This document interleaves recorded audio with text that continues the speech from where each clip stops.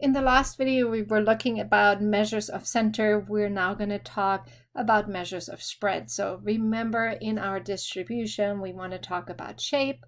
We want to talk about unusual features such as outliers and gaps. We want to talk about measure of center and measure of spread. So for the measures of center, we had the mean, the median, the mode, and also the mid-range, which is not usually used. For the measures of spread, again, we have, a number of different values that describe how much spread there is within our data. Other ways to name our spread, we can also call it variability, dispersion, scatter. So basically just looking at, how close are our values together or how spread out they are.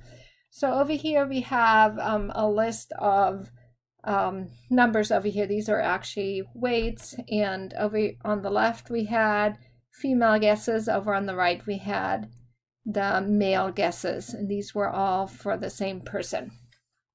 So when you look at like the center of this distribution, it looks like it's right somewhere in the middle in the 110s. But when you're looking at how far spread out the data is, you can see that our female data is much closer together, so there's much less spread. The numbers go from 105 to 130, where our male guesses are from 95 to 163. So a much larger range of values, much more spread out values. So definitely you can see a big difference. And usually when we're comparing two groups, like over here, the females versus the males, that's exactly what we're looking for. We're looking at the measure of center. How does it compare? Which one has a larger measure of center or a smaller measure of center? And then when we compare the spread, again, same thing. We're going to look at which one is more spread out or less spread out. And there is a number of different measurements we can look at. So some of the ones we can consider are the range, the inner quartile range, and I'm going to highlight these over here, which is the IQR, standard deviation, variance, and mean absolute distance over here. We're going to, briefly look at range. It's very easy to calculate. Then we're going to dive into interquartile range and standard deviation, which closely is related to the variance, and briefly look at the mean absolute distance. So really what we're looking for is how closely our values are to the center of our data. So the first measure of spread we're going to look at just briefly is the range. And you've probably seen the range many times before. This is the difference between the maximum value and the minimum value. So you can just calculate it by subtracting max minus min. And keep in mind that the range is one numeric value, and it shouldn't be like, hey, my values range from 5 to 105. No, what you should say is, you should say 105 minus 5, my range is 100. With that, we had, on a histogram where we don't know exactly what the lowest and the highest value is. So for that, it was okay to give those ranges, but in generally, or, to give it in interval format. But in general, you want to give one value for the range. So this is a measurement that's very easy to calculate. It's very quick. It gives you a quick snapshot of, how large the range of your values is. However, it is very much affected by outliers or unusual values again.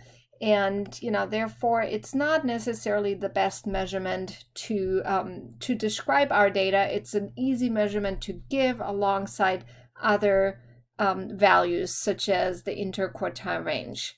So this is the one we're going to look at next. And the interquartile range is important. This is looking at the middle 50%. So really at the range of the middle 50%.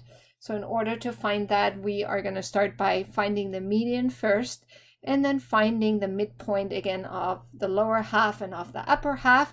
And then we find the difference between the first quartile and the third quartile. So our calculation would be to first order your data from smallest to largest. Then you're going to find the median. You can use the position formula if needed.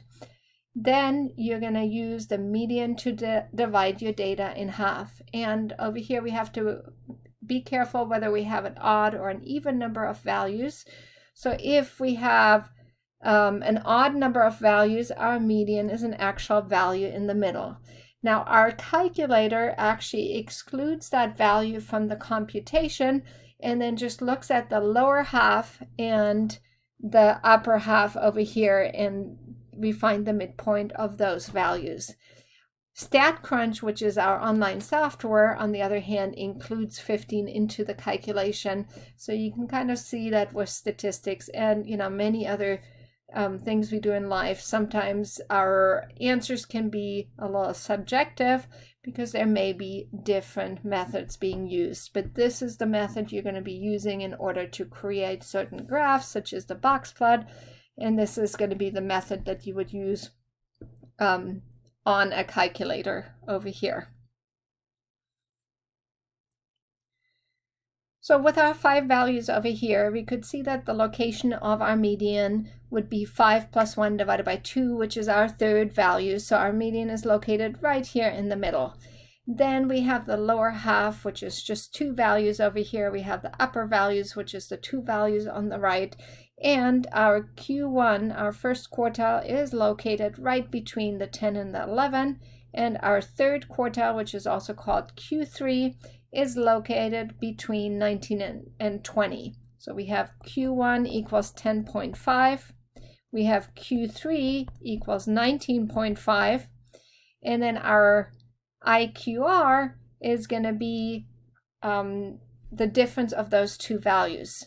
Let's look at the second example. This time we have 6 values, so we know the median is located between the third and the fourth value, so we can average the 2 together, and that would be 17 as stated right here. Now we have the lower half, which has 3 values over on the left, 3 values on the right. Now this is going to be the same calculation whether it's a calculator or StatCrunch, because our median just divides our data set into 2 equal parts. So no confusion here. When we look at the median of our lower half, we have 3 values. We could again use that location formula, 3 plus 1 over 2, or we could simply cross out the 10 and 15 and see that 11 would be our median of the lower half and 20 would be the median of the upper half. So again, the lower one we call Q1 for first quartile, and the upper one we're going to call Q3 for the third quartile. All right, so we found those 2 values.